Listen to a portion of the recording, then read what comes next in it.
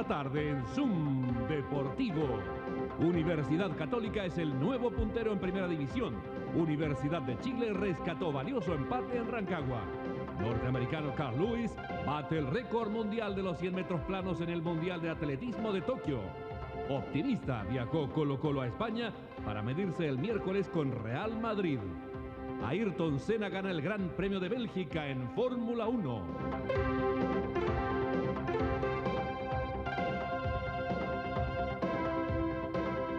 ¿Qué tal?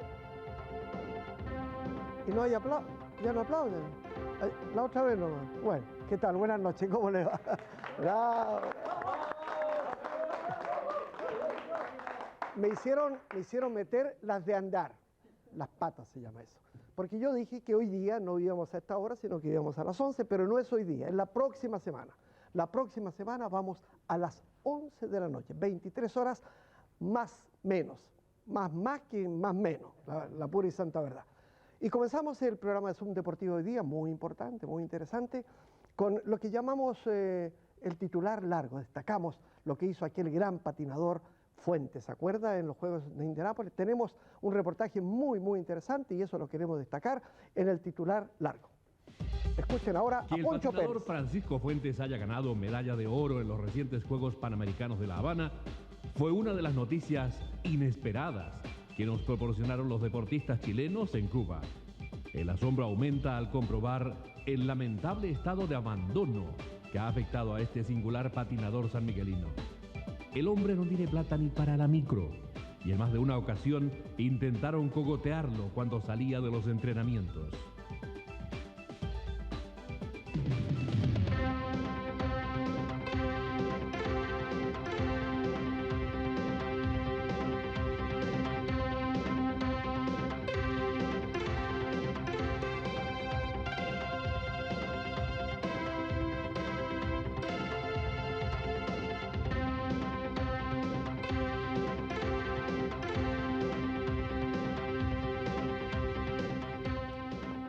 El campeón de automovilismo Ayrton Senna en la mañana, no diría yo, y no soy nadie para decirlo, que dio una clase magistral, pero una clase magistral de suerte.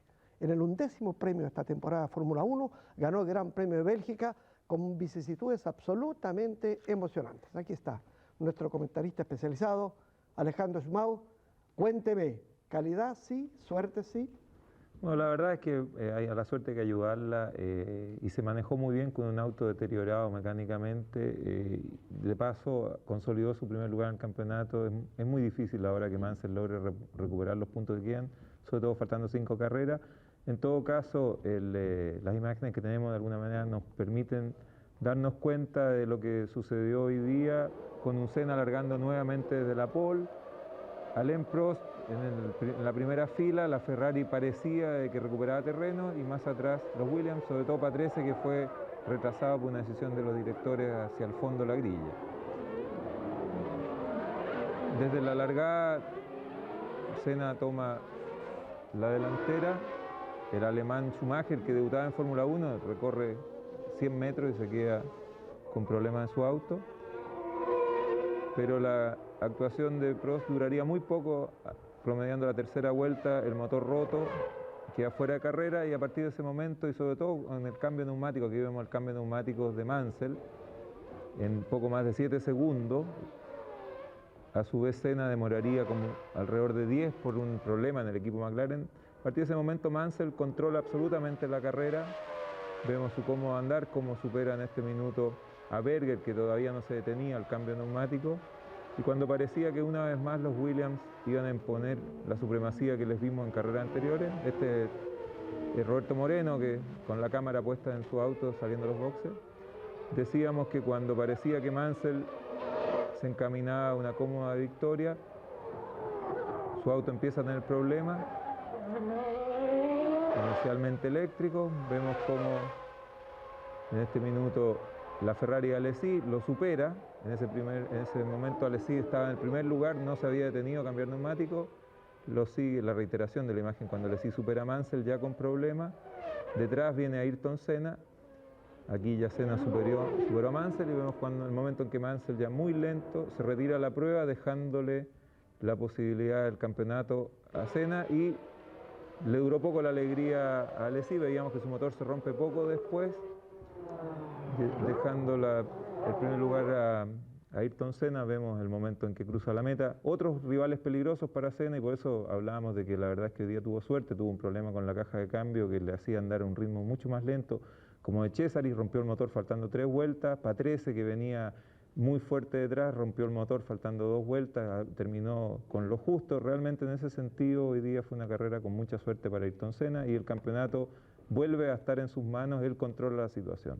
Ferrari, se hunde en la crisis Ferrari con el abandono. Una decepción porque los dos autos abandonaron por problemas de motor, por lo menos están andando un poco más rápido. La próxima carrera es justamente en Monza, el 8 de septiembre, y los tifosi no creo que le perdonen a Ferrari una actuación como las últimas que han tenido. Realmente la gente Ferrari debe tener un problema. Monza, 8 de septiembre, tendremos también el comentario siempre interesante de Alejandro Schmauk. Pato Pey, que fue un gran tenista nuestro, que fue capitán del equipo de Copa Davis, tiene un rancho en Key Biscayne, en Miami. Y ahí estuvo Zoom Deportivo para entrevistar justamente a una chica muy joven que está becada en el rancho de Pato Pey y que promete grandes cosas para el futuro. Recordemos que Macarena Miranda estuvo también por allá, prometía mucho y se nos ha quedado. Carola Dañobeitía es la tenista de la cual hablamos. Y por allá anduvo nuestra Nancy Farías haciendo reportaje. Los Juegos Panamericanos de La Habana arrojaron como gran conclusión para Chile la necesidad de fomentar el deporte desde la infancia. Este es el primer trofeo que obtiene una tenista chilena que decidió practicar en el extranjero. Es el primer resultado concreto de una deportista que decidió dejar familia, colegio, amigos, todo, para dedicarse a su gran pasión, el tenis. Carola Dañobeitía empezó a jugar a los 8 años. En 1989 superó a sus pares en la categoría 12 años y empezó a competir en 14 años. Ganó muchas competencias menores, regionales. Esto le valió un lugar en la delegación chilena al circuito de la Confederación Sudamericana de Tenis a principios de este año. Estuvo en Brasil, Uruguay, Paraguay y Argentina y ganó jugando en singles y en dobles. En mayo ganó el segundo campeonato nacional infantil Copa Milo. En julio viajó a Estados Unidos, Miami, a la Academia de Tenis del chileno Patricio Apey. Dejó familia, amigos, colegio, todo. Antes de irse, contó a Zoom Deportivo sus razones y sus ilusiones. Apey me había ofrecido, cuando fui por los 3 meses, fui como para experimentar y cómo era toda la experiencia de estar en Estados Unidos con niñas de todos los países y todo. Y después me fijé de que era entretenido estar ahí, de que el entrenamiento era distinto a lo de acá y todo eso, entonces como que mejoré harto allá. Bueno, hay que esforzarse harto, tener paciencia porque van a haber etapas altas y etapas bajas y hay que tener fuerza, hay que entrenar harto. ¿Y qué dijeron tus papás cuando tú decidiste irte a Estados Unidos? Están fascinados porque lo que más quieren es que mejore y me vaya en el tenis. La habíamos ayudado tanto ya que la vimos tan decidida, tan segura de lo que quería, que tuvimos que romper todos estos esquemas que tú ves respecto a la familia chilena, porque el chileno de por sí, respecto a sus hijos, es muy conservador. ¿Y qué va a pasar con tus estudios acá? Bueno, allá voy a escribir, hay un colegio en Chicago que uno escribe y le mandan las tareas por correo para la casa. Y ahí uno lo hace los exámenes y manda de vuelta los exámenes estos para allá a Chicago. Y le da las notas. ¿Tú crees que va a cambiar un poco tu vida de Lola chilena a Lola en Estados Unidos? Sí. Sí, porque todo allá va a ser todo distinto, el idioma, o sea, después cuando la gente, la forma de ser, después de estar tanto tiempo en Estados Unidos. ¿Y dónde te teñiste el pelo, allá o acá? Aquí. ¿Y por qué? Lo que pasa es que allá en Estados Unidos había un producto que uno se echaba el pelo y se salía con agua, era de este color. Y después con mi mamá pensaba de que me lo podía poner permanente y fui a la peluquería y me lo puse rubio. Carola es una niña muy normal, mimada, lo tiene todo en Santiago. En sus prácticas previas, Paulina Sepúlveda, ex campeona juvenil, también opinó sobre esta aventura de Carola Dañobeitía. Bueno, que se supone que es una de las niñas con mayor proyección de las chicas que vienen. Bueno, lo que sí creo que es una tarea difícil para ella, pero ojalá que la aproveche lo mejor posible. ¿Cuáles son los obstáculos con los que ella se puede encontrar, según tú? Bueno, primero hay un nivel de exigencia tenístico importante, después el hecho de estar sola.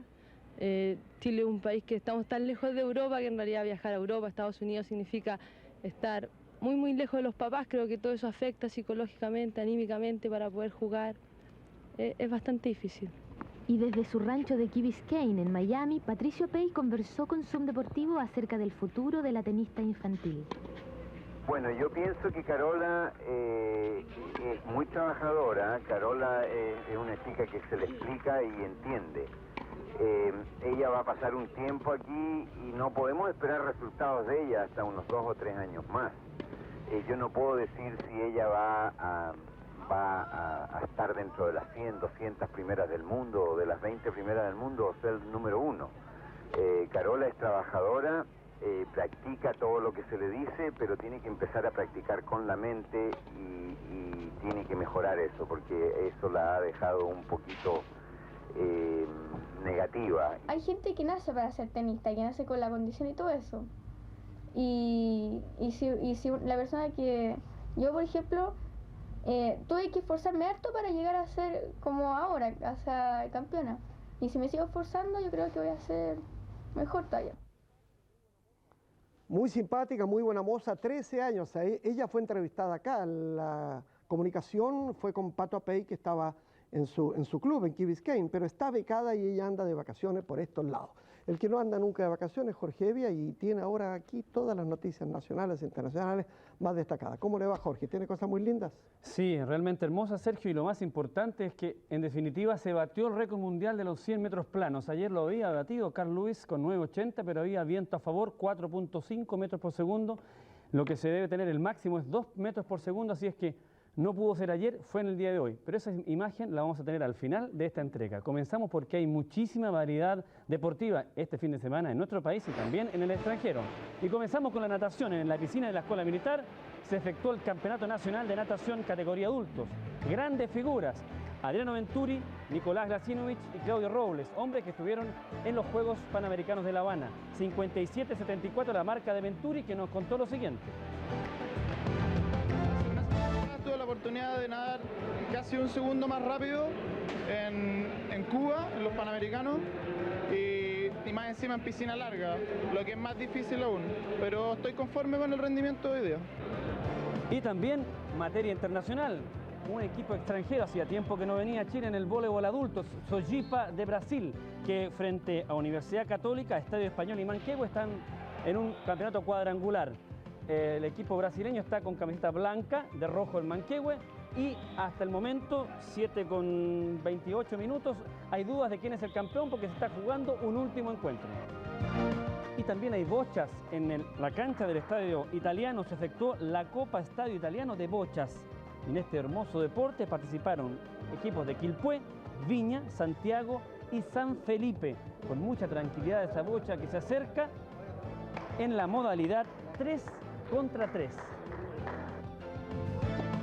Y tenis, hubo hoy final en las canchas del Estadio Las Condes y en ella se disputó el tenis individual, donde Juan Pablo Queirolo, al fondo de la pantalla, derrotó a José Tort por 6-1 y 6-3 en 55 minutos. Una vez más, Queirolo demostró ser el mejor cuando de campeonatos a nivel nacional se trata. Y mucho esquí en nuestras canchas. Estas imágenes corresponden a la competencia que se desarrolló en las canchas de los Pumas y donde participaron corredores de Inglaterra, España, Estados Unidos, Francia, Noruega y el excelente equipo olímpico de Austria, que con Stefan Eberharter a la cabeza, ganador de 2 medallas de oro en el último mundial de este año, tuvieron una impecable actuación. Gran performance también de Pablo Opliger. Y en las canchas del Colorado Chico, en Farellones, brillante actuación le cupo también al chileno profesional Dieter Lineberg, quien se quedó con el segundo lugar tras el estadounidense Troy Watts. Pista de 450 metros, 22 puertas y 3 saltos de 1,60 m. El viernes en la noche, el ex retador al título mundial, Carlos Ariel Uribe, reaparecía en Osorno tras la disputa por el título frente a Chicanero Mendoza. Uribe ganó fallo unánime al iquiqueño Luis Concha por el título latinoamericano de la categoría pluma. Entonces, buena reaparición en una nueva categoría de quien aparece en pantalla, Carlos Ariel Uribe. Imágenes frescas de lo que es la Di Mayor, competencia que se está desarrollando en su etapa final y donde en Concepción, imágenes que vemos en pantalla, Universidad de Concepción derrotó 113-104 a Unión Española. Además le fue a los rojos, perdieron en el fútbol y perdieron también en el básquetbol en la octava región. Valdivia como local cayó 118-127 frente a Petrox y finalmente Universidad de Temuco 126, Árabe 108. Y esto es realmente espectacular. La serie semifinal, donde en esta semifinal gana Leroy Burrell. Ahí lo vemos en pantalla, una marca de 10-17. Pero el cable llega hoy y dice que la final, esta es otra semifinal, pero donde estuvo Carl Lewis, la final de los 100 metros planos en el Mundial de Tokio la ganó Carl Lewis con 9.86, nuevo récord del mundo. ¿Y quien obtuvo el segundo lugar? Leroy Burrell con 9.88, también batió la antigua marca en esta competencia. Un alto nivel demostrado en un resultado muy claro, Sergio, que se los quiero comentar. Los 6 primeros en la prueba de los 100 metros planos, los 6 primeros bajaron los 10 segundos. Y como antecedente, el ganador de la medalla de oro en los Juegos Panamericanos, Rosom Caetano, de los 100 y 200 metros, entró solo en el 7º lugar. Baja actuación de Pablo Esquella, 1.50.92, eliminado en los 800 metros planos. Eso en el Mundial de Atletismo. Porque en el Mundial Sub-17 importantes resultados en el fútbol. Fíjese que España, en Italia, claro, España derrotó 3-1 a Alemania, Brasil cayó 1-2 frente a Ghana, Australia cayó 1-2 frente a Argentina y Qatar y Estados Unidos igualaron 1-1. En lanzamientos penales ganó el equipo de Estados Unidos. De esta manera, el próximo miércoles 28 se enfrentan en semifinales Qatar con Ghana y España-Argentina. El viernes siguiente se enfrentan por el tercer y cuarto lugar. Y la final se disputa, los perdedores de esta semifinal, tercer y cuarto lugar, y los finalistas el sábado 31, entonces, para ver quién es el campeón mundial categoría sub-17 en este mundial que se desarrolla en Italia. Muy interesante, ahí están los argentinos prendidos, siempre están los brasileños, pero no estuvieron en esta ocasión. Me da mucha pena enterarme de aquello, no que Queiroz lo haya ganado, que es un tapón imposible para todos nuestros tenistas jóvenes, sino que le ganó a Silverstein, que nosotros tenemos tantas ilusiones, Jorge, le ganó 6-3, 6-0 en un partido anterior. Entonces uno piensa, caramba, mientras no pasen este escollo que es Queiroz lo que no sale fuera, sino que juega acá, lo cierto es que pocas expectativas van a tener en el extranjero. Ya viene Real Madrid Colo-Colo, tenemos un reportaje. Y no se olvide, el próximo domingo vamos a las 11 de la noche.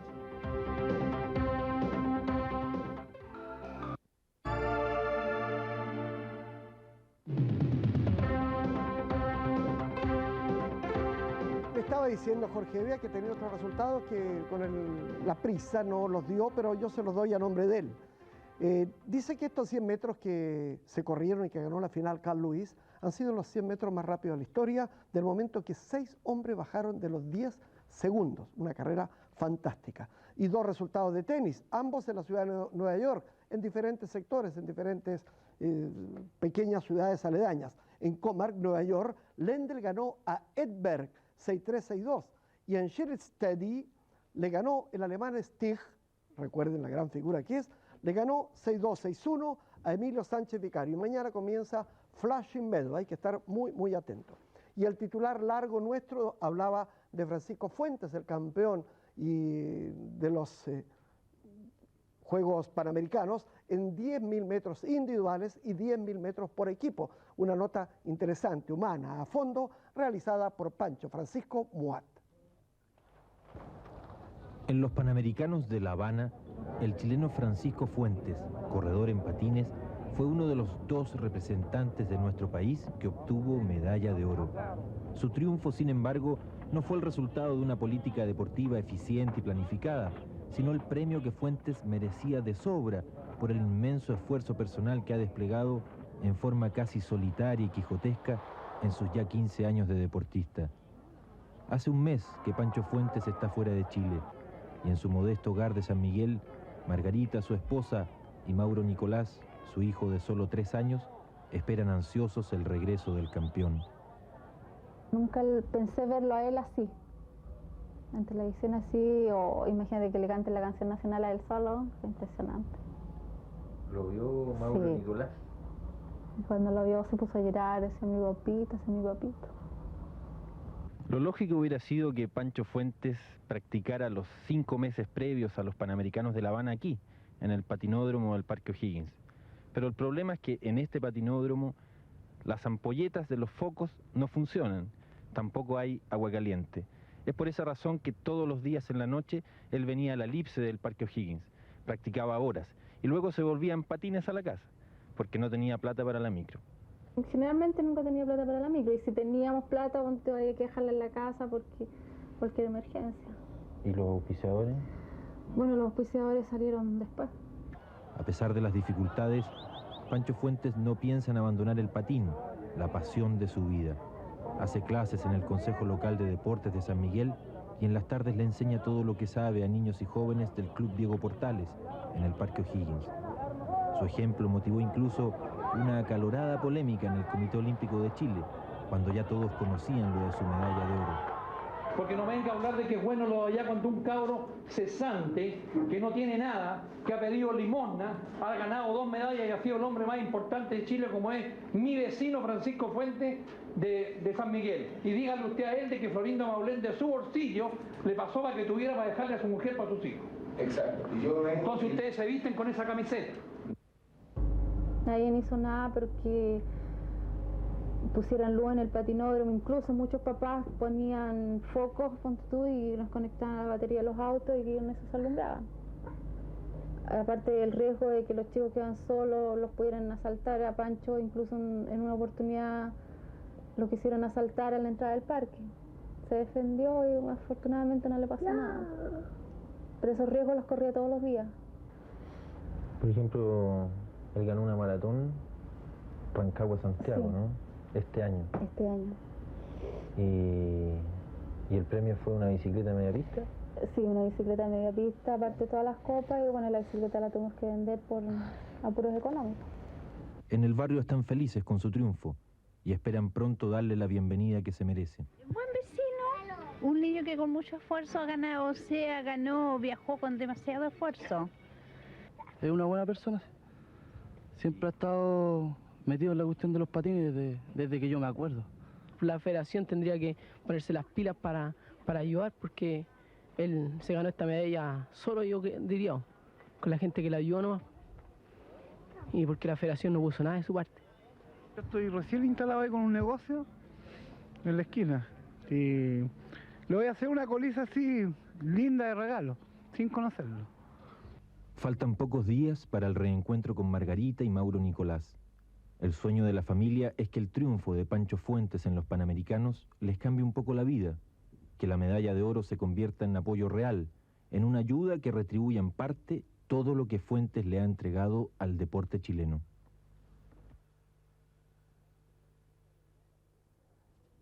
Digamos que Fuentes está en Europa, en Bélgica, para participar en el Campeonato Mundial de su especialidad.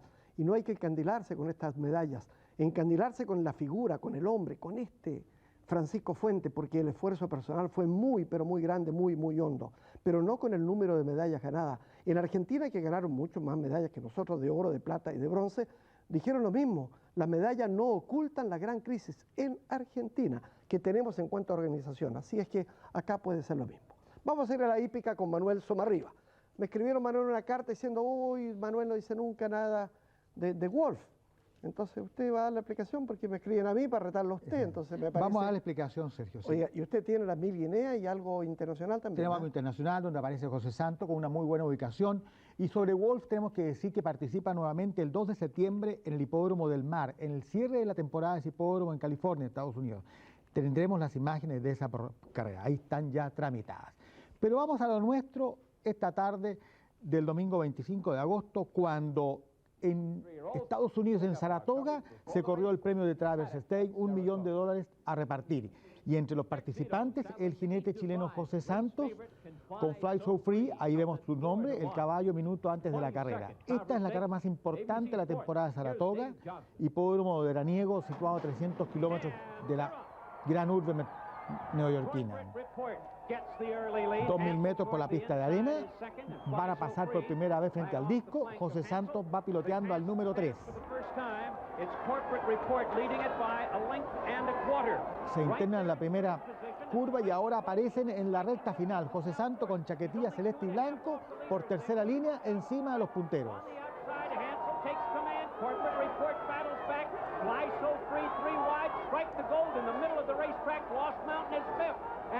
Metros finales, los 6 competidores que luchan por $1 millón nada menos. En Saratoga, localidad veraniega ubicada a 300 kilómetros de Nueva York hacia la frontera con el Canadá. Pero Corporate Report se impone con solvencia y José Santos arriba tercero con Fly So Free. En todo caso, en una carrera de campeones.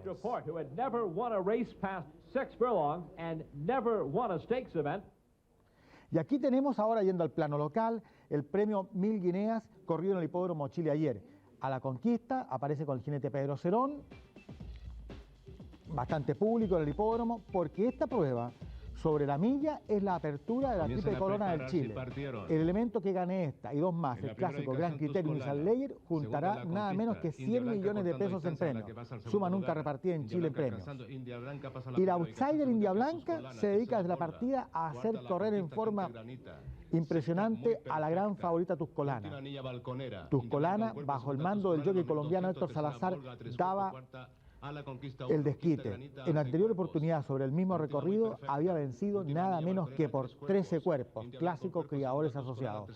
Tercera Volga y cuarta en actitud vigilante de espera a la conquista con Pedro Cerón, del estudio Ara Santa Olga y preparada por Juan Cavieres. Tuscolana alcanzando, nuevamente Tuscolana al primer lugar. En los 700 metros Tuscolana fuerza la marcha y trata de dejar en el camino a la tordilla India Blanca, que no cede un milímetro. Tuscolana cae en ventaja sobre India Blanca. Tercera. Pero ya internándose en la curva, Tuscolana empieza a adueñarse del mando, aparece Olga más atrás y enseguida la conquista y van a pisar la recta final, la recta de los gritos, como llaman muchos en el hipódromo Chile. Aquí el público prepara sus gargantas. Tercera la conquista, cuarta Niña Balconera por fuera, quinta muy perfecta. Pero vendrían instancias muy movidas cuando a la conquista con la chaquetilla celeste y negra del Estudio Santa Olga carga con potencia sobre las posiciones de Tuscolana y se produce un espectacular mano a mano. Última India Blanca. Y por cabeza a la conquista logra derrotar a su porfiada rival. Pasando al primer lugar Tuscolana, cabeza en taja, reacciona a la conquista y era la conquista. Un premio de 6 millones de pesos se llevó esta potranca, hija de Galansky, oriunda de la provincia de Colchagua. Ahí tenemos el marcador. Y esta tarde en el Club Hípico, el premio 40 años de la Cámara Chilena de la Construcción, Stonecutter y Danés, trabados en feroz lucha, disputan los 400 metros finales de la carrera. Más abierto aparece Watchin, por ahí Ucasi y último Torcuato. Danés, bajo la mano del jockey colombiano Ángelo Rivera, se desprende al final y en un fácil accionar derrota a Stonecutter, que se defiende angustiosamente de la presión de Watchin. Muy fácil, Danés, 3 cuerpos, últimos metros. Fueron 1.200 metros. El segundo puesto entre Watchin y Stonecutter. Ha sido la hípica, el subdeportivo este domingo. ¿Y de Wolf, nada para futuro? Para el 2 de septiembre, Sergio, reaparece en el hipódromo del Valle, California, y tenemos tramitadas las imágenes. Esperamos satisfacer a nuestros televidentes. Muy bien. Pero antes, el miércoles Colo-Colo de jugar en Madrid con Real Madrid. Un partido realmente interesante e importante. Colo-Colo dio una muy buena preparación, derrotando 1-0 a Palestino en un partido donde Colo-Colo se vio muy recuperado. Tenemos un reportaje a este interesante partido y un contacto telefónico con el periodista español Luis Fernández, que nos cuenta detalles sobre esta fiesta. Buenas noches desde Madrid, les habla Luis Fernández de Televisión Española. Un cordial saludo para toda la audiencia de Zoom Deportivo y para ti, admirado Sergio, un abrazo aunque en la distancia. Por cierto, Livingston debe recordar, ya sin resquemor alguno, un 29 de junio ya lejano. Fue en 1950 en Maracaná. Chile era un equipo de lujo, pero Zarra e Igoa amargaron la fiesta a uno de los mejores porteros del mundo. No fue un día para bailar una cueca, pero el fútbol, el deporte, es así. Hace historia, nos encuentra y puede hacernos amigos. El Colo-Colo, campeón de la Copa Libertadores, campeón chileno, va a romper una etapa fría en las relaciones futbolísticas de dos países hermanos. Colo-Colo va a ser un embajador plenipotenciario.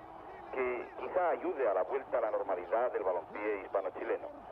La afición madridista le espera, por un lado, con los brazos abiertos, pero por otro, con ciertas dudas, dado su potencial deportivo y el irregular juego de los chicos de Radomir Antich en esta pretemporada.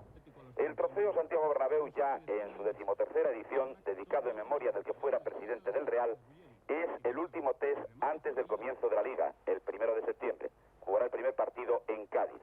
La plantilla blanca ha visto reforzadas sus líneas, su calidad con el fichaje del yugoslavo Robert Prosinecki, todavía con transfer provisional hasta la decisión definitiva de la UEFA. Prosinecki, campeón de Europa con el Estrella Roja de Belgrado, tiene clase de sobra, aunque todavía no está habituado al esquema o forma de juego de algunos de sus compañeros. En la defensa cabe destacar la incorporación del brasileño Ricardo Rocha, sustituto del fracasado Spasic. Un fichaje, quizá el de Rocha, que llega un poco tarde. Y también en defensa, el fichaje del joven Laza, lateral de la Real Sociedad, recuperándose de una intervención quirúrgica de osteopatía dinámica de pubis. Y entre las novedades blancas, lesionado aún el goleador Hugo Sánchez, los del Bernabéu han enrolado en sus filas al joven y hábil goleador Luis Enrique, procedente del Sporting de Gijón. Resumiendo, este próximo miércoles, en el césped de Chamartín, si el Colo-Colo, que dicen juega muy bien, les gana a los blancos, la crisis está servida. Podemos hacer una especulación. ¿Antich llegará siquiera a iniciar la Liga? Es una terrible especulación, pero en esto del fútbol todo es posible. Buenas noches a la audiencia de Zoom Deportivo y lo dicho, un abrazo a amigo Sergio Livingston. Desde Madrid, Luis Fernández, Televisión Española.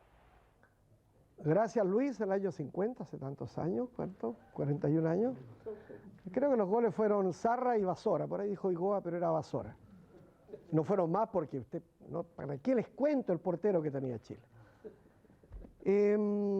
Colo-Colo partió esta mañana y Jorge Evia fue el del sacrificio. A las 7 de la mañana estuvo ahí en Pudahuel. ¿A qué hora se levantó? Bueno, es cuestión de sacar la cuenta. Así estuvo la conversación de Zoom Deportivo por medio de Jorge Evia con la muchachada de Colo-Colo que partía rumbo a la madre patria. Después del triunfo frente a Palestino y con el mejor de los ánimos, viajó y muy temprano el plantel de Colo-Colo para su confrontación del próximo miércoles 28 en el Santiago Bernabéu frente al Real Madrid. Enfrentar a uno de los grandes equipos del fútbol mundial constituye sin duda una motivación. El hecho de tener la posibilidad de jugar, indudablemente que es una motivación y un gran orgullo. Aparte de una nueva experiencia en lo particular, hay algunos de mis compañeros que tuvieron la posibilidad de viajar a Europa, yo no. Sí, es motivante para mí volver a España, pero también es motivante para Colo-Colo y para todos los jugadores, por la proyección que puede tener un partido de la trascendencia como es contra el Real Madrid. Vamos a ir a enfrentar a uno de los mejores equipos del mundo, entonces tiene que ser una motivación para cualquier jugador. Es una vitrina muy grande jugar frente al Real Madrid, el equipo más grande de Europa. Para ciertos hombres del plantel albo, jugar en Europa tiene un especial significado. Para Real se puede decir que Colo-Colo no juega con un club, que Colo-Colo tiene que se enfrentar con una selección internacional. Y una motivación extra además esto de jugar frente a un yugoslavo, porque va a estar Prosinecki. No solo contra porque el director técnico es yugoslavo. Bueno, eso se va a decidir allá, ¿no? Bueno, me la están haciendo todas estas preguntas, pero creo que la decisión final va a estar allá cuando se reúnan los dirigentes de Colo-Colo con los de Sevilla, ¿no? Bueno, por supuesto, lo que significa jugar en un medio que para los futbolistas sudamericanos no es habitual, y también por lo que se ha dicho de la posible transferencia de Marcelo o mía al fútbol europeo. Creo. Cumplir con un objetivo importante, el hecho de jugar con el Real Madrid en Europa es elevar al fútbol chileno y a Colo-Colo a instancias muy altas. Chao, nos vemos.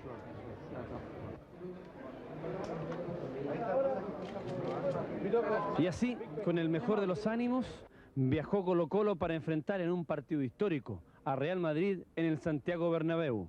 El próximo miércoles 28, en exclusiva, Televisión Nacional de Chile y su área deportiva traerá este encuentro en directo a las 15 horas para todo el país. Ciertamente, vamos a transmitir ese partido el miércoles a las 15, pero es una coproducción con la Corporación de Televisión de la Universidad Católica. Pero viaja, marcha mañana, mire la mala suerte, Pedro Carcuro se va a Europa, así es que vamos a tener un hombre allá destacado en este importantísimo partido el miércoles a las 15 horas. Hagamos un alto y regresamos con el fútbol nuestro.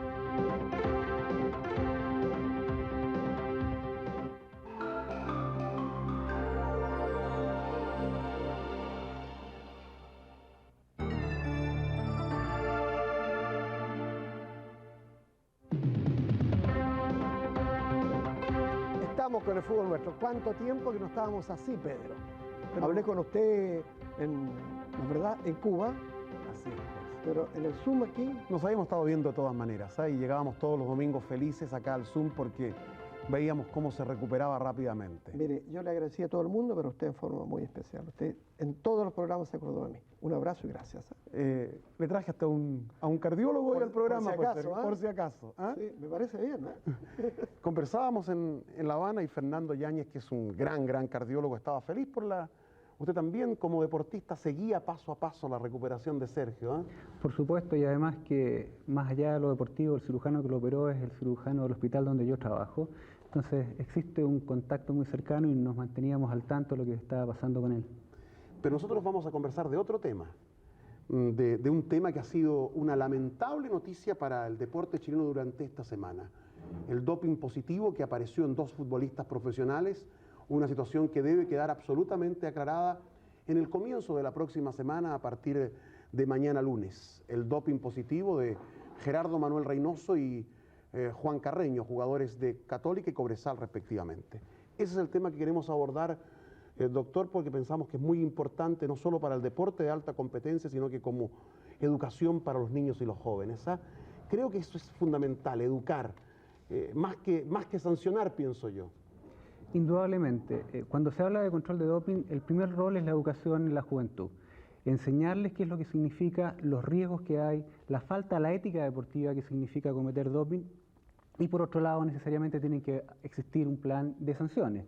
Van ambas cosas. Primero la educación, que es lo que rinde más, y en segundo término el control con una sanción de acuerdo a la falta cometida. ¿Qué es lo que es el doping, doctor Fernando Yáñez?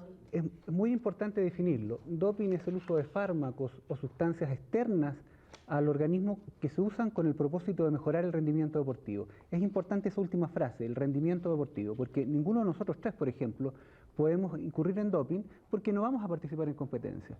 Este es un terreno delimitado exclusivamente para los deportistas. ¿Y qué tipo de doping existe? Hay una lista enorme de medicamentos, pero existen 5 grandes grupos. El primero es el de los estimulantes, como la anfetamina, por ejemplo, o las aminas simpático-miméticas, que es el caso de la pseudoefedrina. En segundo término, los analgésicos narcóticos, como la codeína, por ejemplo, o la morfina. En tercer lugar, los anabólicos no esteroidales. En tercer término, los beta bloqueadores y por último los diuréticos, que se usan en deportes muy restringidos, los que importa el peso para la categoría. Hubo un deportista en el tiro al blanco, tengo entendido, en los Juegos Panamericanos, que sacó doping positivo porque usó algún medicamento para que le bajara el pulso, o sea, para tener mejor pulso. Ya es una cosa increíble. Exactamente, eso no es tan reciente. Un beta bloqueador, ¿qué es lo que sucede? Usó propanolol. Es un medicamento que se usa para la hipertensión arterial, pero que también enlentece el pulso. Entonces, si puedo levantar la mano, cuando uno dispara, si el pulso es más lento, se mueve menos la mano y existe mayor probabilidad de hacer blanco. Y por lo tanto, ese es el objetivo con que se usa. Y en el caso de estos futbolistas chilenos, ¿qué pasó? ¿Cómo fue la cosa? Bueno, yo creo que es importante definir una serie de elementos en esto. El doping es el resultado positivo porque existe un medicamento que no estaba permitido y que el deportista ingirió. Eso es lo primero. Pero hay que delimitar, diría yo, en este caso en particular, si el medicamento fue tomado en forma intencional con el propósito de mejorar el rendimiento o fue de manera no intencional, inadvertido. De acuerdo a los antecedentes que se maneja en estos momentos, ¿cuál es el diagnóstico que existe en el seno del laboratorio y de los médicos que han revisado estos 2 casos? Quisiera detenerme en un punto inicial para aclarar esto. Existen 3 fases en el control de doping. Una, que es la toma de la muestra, donde el deportista debe anunciar qué medicamentos ha tomado. La segunda fase, en la cual se realiza el análisis de la muestra en el laboratorio. Y la tercera, que es la que la comisión de doping toma la sanción. Yo voy a dar una opinión general porque esa comisión es la que debe resolver. pero en términos generales, la información que yo tengo es que la dosis que habría ingerido los deportistas está en los rangos terapéuticos. Cuando uno habla de rangos terapéuticos es que fue utilizado con el propósito de actuar sobre una enfermedad y no con el propósito de mejorar un rendimiento deportivo. Y de pronto se le adjudica mucha responsabilidad a los médicos, ¿ah? Ustedes como que pagan un poco el pato, se dice, a mí el médico me recomendó este remedio. ¿Qué pasa con eso? Yo creo que aquí hay un punto muy relevante que va en el rol de la educación del equipo médico con los deportistas. Existen tres posibilidades cuando hay un resultado positivo. Que el deportista se autoindicó el medicamento, desconociendo o conociendo que es doping, que alguna tercera persona, el paramédico, por ejemplo, se lo indicó teniendo prohibido por ley hacerlo, los paramédicos no pueden indicar medicamento, o que el médico, por desconocimiento del reglamento, lo indicó. Cualquiera de las tres instancias merece una sanción. Puede ir desde la amonestación hasta la suspensión, pero tampoco es lógico que quienes trabajamos como médicos con deportistas no sepamos cuáles son los medicamentos que están prohibidos. Por lo demás, el Comité Olímpico Internacional, junto con la prohibición, dice usted tiene este medicamento alternativo con el cual puede tratar el mismo problema. En el caso puntual el doping existió. Lo que pasa es que aquí estamos viendo la calidad del doping y la intencionalidad del doping, lo que podría liberar a los deportistas en este caso. Hay una situación similar a esta en el Mundial de México. Calderé, un futbolista español, resultó doping positivo y no fue sancionado. Fue amonestada y castigada en dinero la Federación de España porque exactamente el deportista recibió como tratamiento la pseudoefedrina. Pero lo importante es que el doping existe. Lo relevante es determinar cuál es su significación y quiénes son los responsables. Y de acuerdo a eso, una sanción. La última consulta, doctor, para ir a los goles, para que usted elija el mejor gol de esta jornada. El doping es una lucha entre médicos que tratan de detectar esta trampa y otros técnicos científicos que tratan de descubrir sustancias para mejorar el rendimiento de un modo tramposo. ¿Es cierto que para los Juegos Olímpicos de Barcelona se piensa hacer examen a la sangre para evitar nuevas y más trampas? Sería el ideal poder tomar una muestra de sangre porque se sabe que existen medicamentos que bloquean la excreción por la orina de aquellos que uno persigue. Pero el problema es que el control de doping tiene que ser lo menos agresivo para el deportista, porque el tomar una muestra de sangre ya significa una punción. ¿Un pinchacito aquí en el dedo? No, se requiere una muestra un poco mayor y podría repetirse en varias etapas. Por lo tanto, yo lo veo difícil.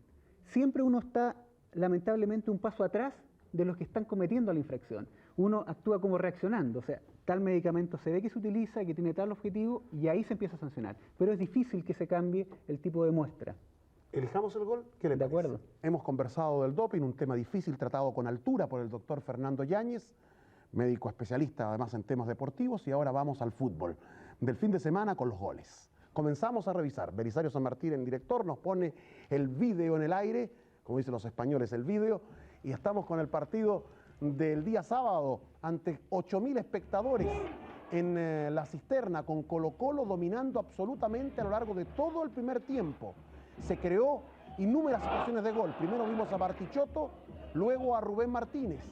El capitán Pizarro jugó un muy buen partido. El portero Cosio presionado a lo largo de sus 45 minutos iniciales. Buen público y correcto comportamiento en las tribunas.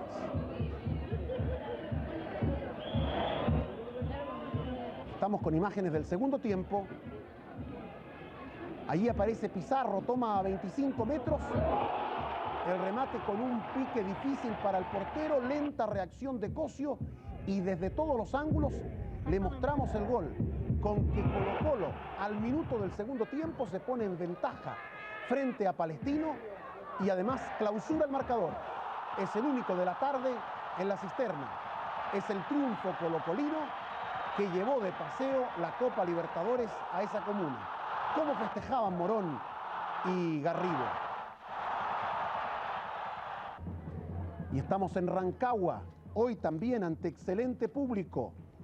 9.676 espectadores, la mayoría de O'Higgins, festejan el gol de Carlos Gustavo de Luca, 10º en su producción personal.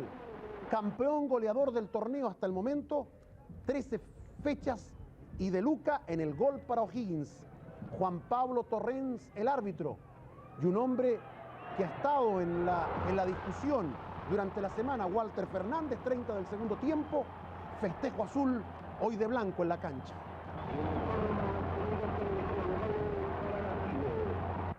Y otro empate a 1 en Osorno, en el sur.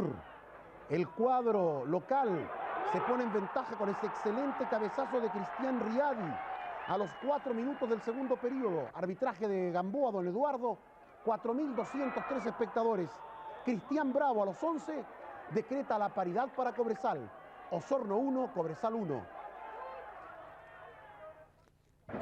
Y en el norte hubo 12.000 espectadores. En la segunda región, Juvenal Olmos mete ese tiro libre a los 11 minutos para el 1-0 del equipo local, Antofagasta sobre Coquimbo. Luego sería expulsado Javier Toledo del equipo de Coquimbo. Y aparece de nuevo Olmos, gran figura. Y anota el 2-0 a los 20 del segundo periodo. Jorge Muñoz sería expulsado también de Coquimbo a los 26 del segundo periodo. Y con 9 hombres, Coquimbo recibe la tercera cifra. Hermes Navarro, siempre oportuno, a los 38, Antofagasta 3, Coquimbo 0.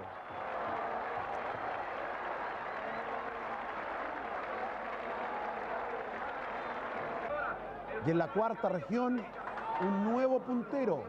Es el equipo de la UC. Manos arriba, denunciando una presunta posición de adelanto de Rodrigo Barrera, quien en solitario enfrenta la portería de La Serena para decretar la primera cifra. El festejo cruzado junto al banco que comanda don Vicente Cantatore. Y a los 42 del segundo tiempo aparece Raimundo Tupper y es en definitiva Monge, con el arco entero a su disposición, quien decreta el 2-0 de Católica sobre La Serena. Sería expulsado Gastón Cid luego de la asamblea frente al señor Toledo. Sorprendentemente, el colista del campeonato es la Unión Española. Perdió hoy en Concepción ante Fernández Vial por 1-0. Tras una reñida lucha, a los 43 del segundo tiempo, golazo de Alberto Cisternas. Y es el 1-0 para el equipo de Fernández Vial, que utilizó uniforme blanco hoy frente a la Unión Española. Y Cobreloa sigue disipando las dudas, sigue ganando puntos y mejorando en la tabla. Hoy derrotó a Concepción por 3-0, arbitraje de don Víctor Ojeda, quien sanciona a los 44 el gol de Marcelo Álvarez, 1-0 el marcador. A los 22 del segundo, José Ortega, 2-0. Había perdido un penal el Fantasma Figueroa, y el Fantasma también suma goles. A los 32 del segundo periodo, como para desquitarse del penal, una gran jugada, miren ustedes. ¡Uy, qué lindo todo! Oscar Wirth batido por Marco Antonio Figueroa. Yo estaba mirando los goles allí y yo le cuento a usted que es el quinto, el golazo de don Marco Antonio, y un gran triunfo para Cobreloa. Wanderers y Everton empataron a 0, así que no tenemos imágenes de lo que ocurrió en el puerto con ese empate ante 7.200 espectadores. Doctor, ¿le hizo la cirugía ya a la fecha? ¿Qué le parecieron los goles? Hubo varios goles interesantes, atractivos, pero sin lugar a dudas el mejor fue el último, el de Figueroa, el tercer gol de Cobreloa. Una jugada excelente, gran habilidad. Sabe de atletismo, sabe de medicina, sabe de fútbol, porque eligió. Aquí en el estudio todos asienten, todos afirman, el mejor gol de la fecha. El saludo para el ex hombre de América de México. La jugada es hermosa y lo que hace a lo Pelé, y lo que hace Figueroa, como dice Sergio, a lo Pelé. Precioso todo. Y estamos viendo una vez más, para regalo de los hinchas del fútbol, para quienes ven los goles primero en Televisión Nacional y en Zoom Deportivo.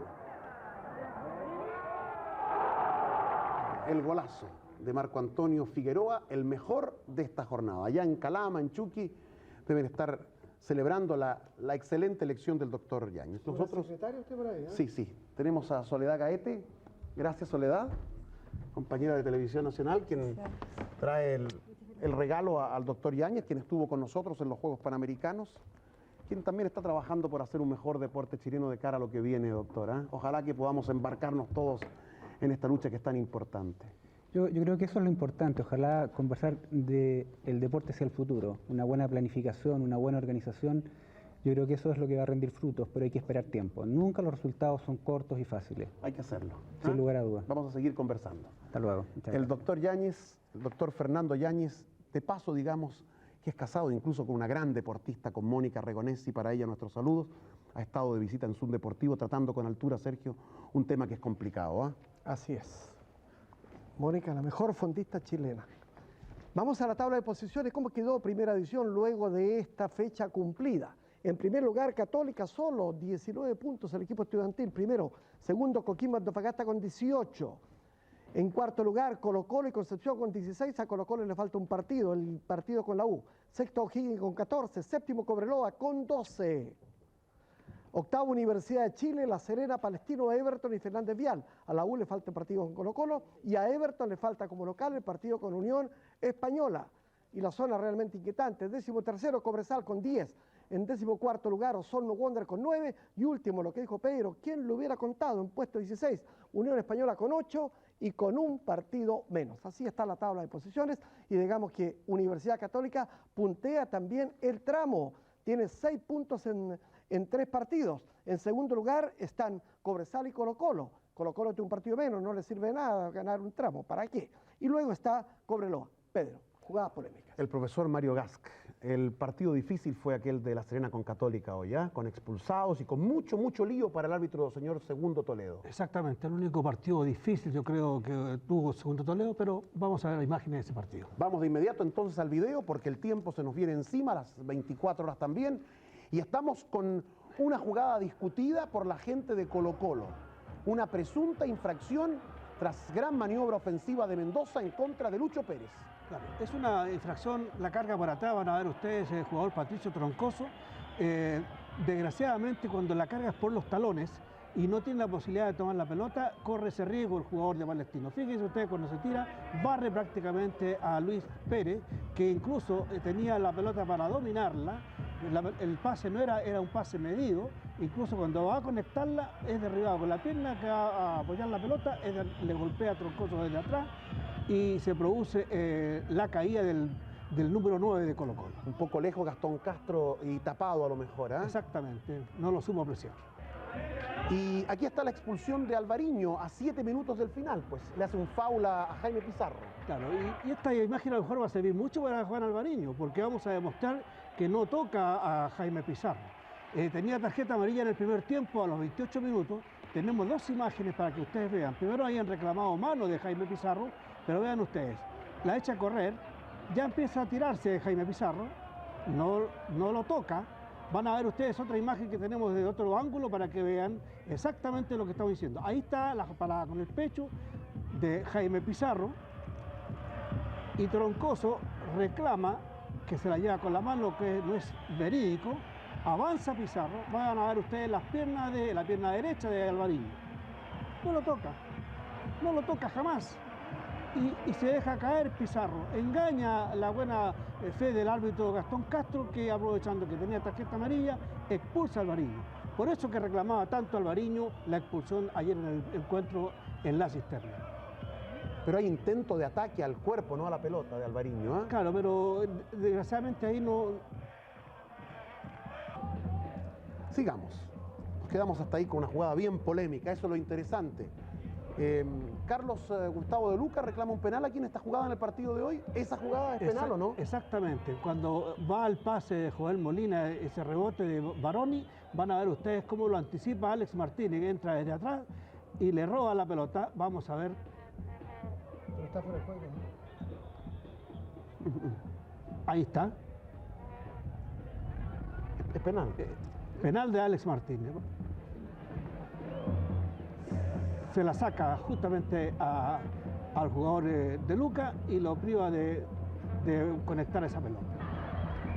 Y ahora los de la U reclaman un empujón en el área a Arancibia. Este fue arbitraje de don Juan Pablo Torrens. ¿Le pareció penal esto también? Me pareció penal porque resulta que el jugador venía en velocidad y como lo tocara caía, porque lo desestabiliza el jugador Luis Casanova, lo empuja y lo saca justamente de conectar la pelota, produciéndose la infracción. El jugador va directo a la pelota, es imposible que caiga para ese lado y la verdad es que Casanova se apoya en el jugador Franz Arancibia y se produce la infracción que desgraciadamente no fue sancionada.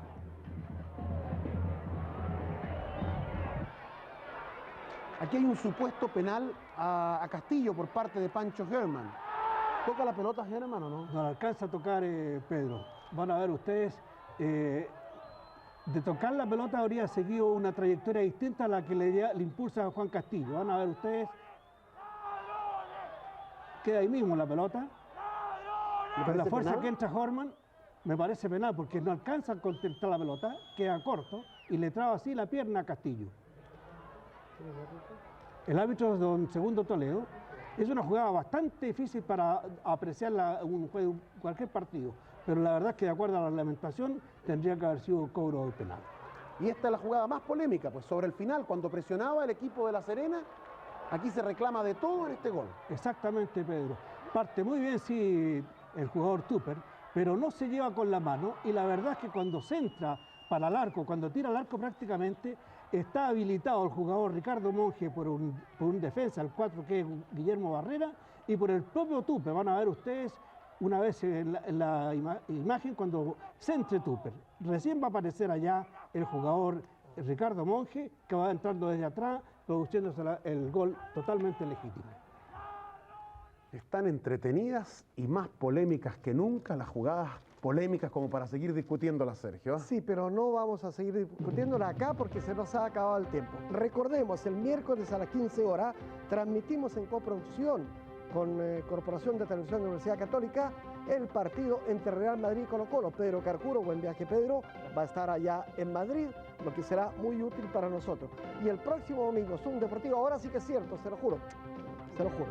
El próximo domingo a las 11 de la noche. Gracias. Que descansen.